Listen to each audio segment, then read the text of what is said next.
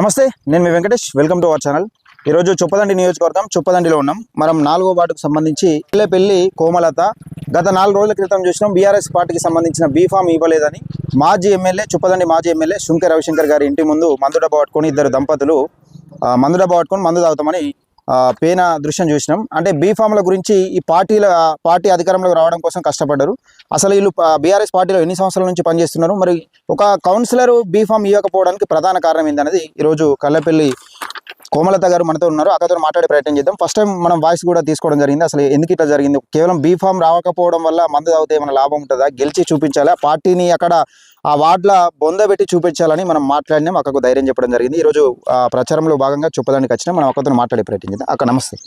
B Pharm ఇవ్వకపోతే మీరు ఇంత చేయడం అవసరమా అంటే, మేము ఆశించిన టికెట్ కాదు, వాళ్ళే ఫోన్ చేసి మమ్మల్ని ఎన్ని సంవత్సరాల నుంచి మీరు పార్టీలో ఎన్ని సంవత్సరాలు లాస్ట్ కౌన్సిలర్ అప్పుడు కూడా మేము ఇట్లానే కౌన్సిలర్ పోటీ చేస్తుంటే మమ్మల్ని పిలిచి డ్రాప్ చేయించి ఏమని మీకు agriculture market committee chairman post ఇస్తా అనేసి మమ్మల్ని పిలిచి ప్రాధాన్యపడితే మేము డ్రాప్ అయినాం పోయినసారి ఎన్నికల్లో. సో ఆ మార్కెట్ కమిటీ చైర్మన్ పోస్ట్ కూడా ఇవ్వలే. సరే ఇవ్వకపోని అనేసి మా బ్రతుకులేమో మేము బ్రతుకుతున్నాము. మేము అతనికి ఒక ఫోన్ గానీ ఒక మెసేజ్ గానీ ఎవరి ద్వారా మెసేజ్ కూడా మేము పంపించలేదు. మా పని మేము చేసుకుంటుంటే నోటిఫికేషన్ పడ్డ తర్వాత హాఫ్ అన్ అవర్ లోపే శుంకె రవిశంకర్ గారు మాకు ఫోన్ చేసిండు. ఇటు మా ఆయనకు ఫోన్ చేసిండు, అటు మా వారికి ఫోన్ చేసిండు, మా మామయ్యకి ఫోన్ చేసిండు. ఫోన్ చేసి ఇట్లా రండి కలుద్దాం, ఆ రికార్డింగ్స్ కూడా మాకు ఉన్నాయి. ఒకసారి చెప్పడానికి మన గురిపల్లికి వస్తా అన్న. ఇప్పుడు రమ్మంటా. ఇప్పుడు రా. సరే అన్న. డాడీ అడుగు, డాడీ నంబర్ కలుతలేదు. డాడీ నంబర్ పనిచేస్తలే అన్న, వేరే నంబర్ వాడుతుండు. డాడీని కూడా ఒకసారి రమ్మంటావు అన్న.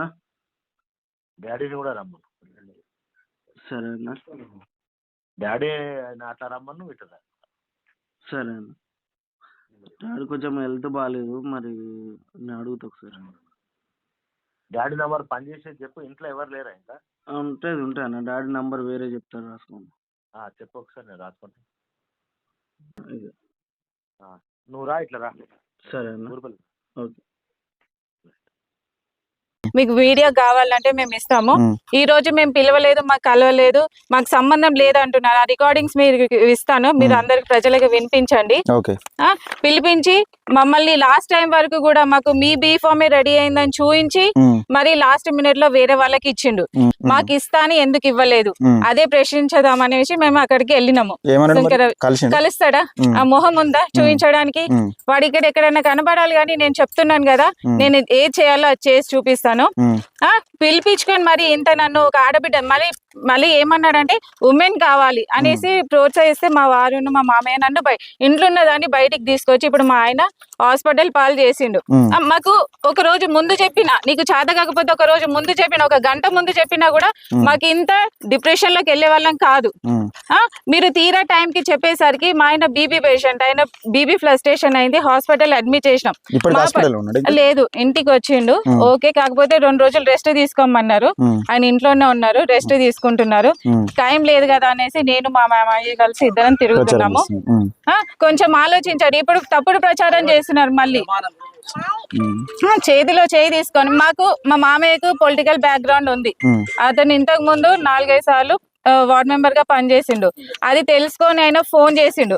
సో మేము నామినేషన్ వేసినాక కూడా బీఆర్ఎస్ కి ఇప్పుడు నామినేషన్ వేసే రోజు కూడా మీరు మంచి ముహూర్తం చూసుకొని నామినేషన్ ఏమని చెప్పిన ఆ రికార్డింగ్స్ కూడా మీకు ఇస్తాను. ఓకే ఓకే ఏం లేదు, గ్రౌండ్ వర్క్ అంతా ఓకే అయిపోయింది. మన గంగరాజుతో రేపు మాట్లాడతాం కావచ్చు, మహేష్ తోటి మాట్లాడతాం కావచ్చు. వాళ్ళిద్దరి నుంచి రెబల్ గా వేసే అవకాశం ఉంది. వాళ్ళని ఏదన్నా మన బంధువులతో వీళ్ళతో కన్విన్స్ చేసుకునే ప్రయత్నం చేయండి. సరే సరే. వాళ్ళిద్దరు మన పార్టీ వాళ్ళే కదా. అవును. మహేష్ అనేటువంటి తీవ్రంగా అక్కడ నుంచే పోటీ చేస్తా అనే దానిలో ఉన్నాడు బాగా. నన్ను అడుగుతున్నారు, నేను వాళ్ళకు మాట ఇచ్చిన, వాళ్ళు ఒక చైర్మన్ క్యాండిడేట్ వాళ్ళు. నేను మళ్ళీ 5th లకు వాటి మార్చడం తెలియదు. ఒకవేళ అడిగితే మీరు అడగండి అని చెప్పిన. అంటే మేము అడగమన్నా, మేము ఎట్లా వాళ్ళు ఏదో మాట్లాడింది. కానీ మహేష్ ను బంధుత్వం ఉంటది కదా, కులం ఒకటేనే. ఓకే మహేష్ ఒకటి, గంగరాజు ఒకటి మాట్లాడారు. మేము మాట్లాడతాము ఓకే అన్న. కంప్లీట్గా. మేము మీ మీదనే వేయడం కాదు కానీ మేము మాట్లాడతాం. కానీ మీరు కూడా మాట్లాడడం. ఇప్పటి నుంచి నామినేషన్లు ఉన్నాయి కదా, మీ మంచి రోజు ఏదైనా ఉంటే చూసుకొని నామినేషన్స్ వేసేసేయండి. ఓకే అన్న. ఇదే ఇక మీ మా గారికి ఏమన్నా అన్న ఈ రేపు మార్నింగ్ వెళ్తున్నా అన్న. ఆ, అంతా బాగానే ఉంది కానీ నామినేషన్ ఎప్పుడు అనేది రేపు మార్నింగ్ వెళ్ళి ఆ. ఉం. అయ్యగారు చూపించుకొని వేసుకోరు నామినేషన్. ఒక్కటే ఎత్తారా, రెండు ఎత్తారా, నాలుగు ఎత్తారా, ఆ, అలా మూడు ఎత్తారా అనేది మీరు చూసుకోండి. ఓకే అన్న. ఓకే అన్న. ఓకే ఆ డాక్యుమెంట్స్ అన్ని కరెక్ట్ చూసుకోరు. మళ్ళీ ఏదైనా నామినేషన్ కొట్టుడు రిజెక్ట్ అట్లాంటివి ఏమైనా ఉంటే కష్టం అవుతుంది. సరే అన్న, అన్నీ కరెక్ట్ చూసుకొని వేస్తాను. మంచిది. ఓకే అన్న, థ్యాంక్ యూ అన్న. రైట్. ఓకే మళ్ళీ నామినేషన్ వేసిన తర్వాత కూడా మాకు కాంగ్రెస్ నుంచి బీజేపీ నుంచి మాకు ఫోన్స్ వచ్చినాయి. కాకపోతే అక్కడ ఆయనకు మాట ఇచ్చినాం కదా అని కట్టుబడి మేము ఎవరికి మాట ఇవ్వలేదు. అంటే ఇతర పార్టీలో కోకుండా చేసిండు, ఈ పార్టీ రాకుండా అదే కదా లాస్ట్ మినిట్ వరకు కూడా చెప్పలేదు. లాస్ట్ కి వేరే వాళ్ళతో అన్నారంటే కేటీఆర్ నుంచి నాకు ఒత్తిడి వచ్చిందని. ఏది ఈ మున్సిపల్ ఎన్నికల గురించి, ఈ ఒక 4వ వార్డు గురించి. 4వ వార్డు నుంచి. అదే మరి కేటీఆర్ ఎందుకు ఒత్తిడి చేస్తారు ఈ 4వ వార్డు? మరి కేటీఆర్ కూడా ఇంట్లో అన్యాయం చేసిండు ఆడబిడ్డకు, ఈ ఊర్లో అందరికి కూడా అన్యాయం చేయాలనుకుంటున్నా. అది కూడా నాకు తెలియాలి. ఇంట్లో ఆడబిడ్డలనే పట్టించుకోలే వీళ్ళు, బయట కదా మరి ఆయన పేరు ఎందుకు తీస్తున్నాడు? మరి ఏదన్నా ఉంటే ఆయననే చెప్పుకోవాలి కదా, వచ్చి సమాధానం ఇవ్వాలి కదా. ఆ ధైర్యం ఉన్నాడు. మేము ఆ రోజు వెళ్ళినాము అంటే ఆయన మా దగ్గరికి రావాలనేసి మేము ఆ రోజు మందు డబ్బా తీసుకొని వెళ్ళినాం. ఇదే మాకు తిండి పెడతదా, ఇదే మమ్మల్ని పోషిస్తుందా అని కాదు. వస్తాడేమో మందు డబ్బా తీసుకెళ్ళినా కూడా వాడు రాలేదు, అక్కడికి రాలేదు. అంటే మీ పని మీరు చేసుకుంటున్న ఇంట్లో తీసుకొచ్చి బయట వేసి అవమానపరిచిండు అంతే. పార్టీలోకి వెళ్ళకుండా లాస్ట్ మినిట్ వరకు కూడా ఆశ చూపించిండు. ముందు చెప్తే పార్టీలోకి వెళ్తాం అనుకున్నాడో మరి ఇంకేమనుకున్నాడో మాకు తెలియదు. లాస్ట్ మినిట్ వరకు కూడా మాకు ఆశ చూపించి ఏ పార్టీలోకి వెళ్ళకుండా మేము వేరే ఏ స్టెప్ తీసుకోకుండా మమ్మల్ని డైవర్ట్ చేసి మమ్మల్ని డిప్రెషన్ లోకి పంపించిండు. మా ప్రాణాలతో చెలగాటం ఆడిండు.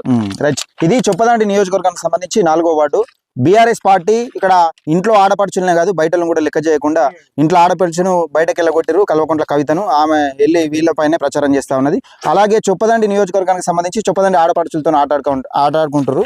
వీళ్ళు 4వ వార్డుకి సంబంధించి బీఫామ్ ఇస్తా అని చెప్పి ఇంట్లో బయటకు తీసుకొచ్చి బీఫామ్ ఇవ్వకుండా నాకు కేటీఆర్ నుంచి ప్రెషర్ ఉందంటే వీళ్ళకు ఆడపడుచుల పట్ల చొప్పదండి నియోజకవర్గానికి సంబంధించి ఆడపడుచుల పట్ల ఎంత దారుణంగా ప్రవర్తిస్తున్నారు అనేది కీలకంగా అర్థమవుతుంది. దయచేసి చొప్పదండి నియోజకవర్గానికి సంబంధించి 4వ వార్డు ప్రజలు ఎవరైతే ఉంటారో వీళ్ళని గెలిపించండి. వీళ్ళని గెలిపించి బీఆర్ఎస్ పార్టీని, ఈ ప్రధాన పార్టీలు ఇక్కడ కాంగ్రెస్ పార్టీ కానీ బీఆర్ఎస్ పార్టీ కానీ ఈ ప్రధాన పార్టీలు బీఫామ్ల కోసం ప్రజలను ఏ విధంగా చూస్తున్నాయి, ముఖ్యంగా ఆడపడుచులను ఏ విధంగా చూస్తున్నాయి అనేది చొప్పదండి నియోజకవర్గ ప్రజలు ఒకసారి ఆలోచించుకోవాలి.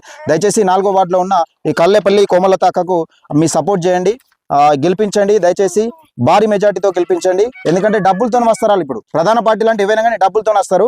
దయచేసి డబ్బులు పంచినా పంచకుండా వాళ్ళు ఏమి ఇచ్చినా తీసుకోరు. మీరు ప్రధాన పార్టీలు ఏమి ఇచ్చినా తీసుకోండి. దయచేసి ఇండిపెండెంట్ గా పోటీ చేస్తున్న మన కల్లేపల్లి కోమలత అక్కకు సపోర్ట్ చేయండి. చూస్తూనే ఉండండి BWD.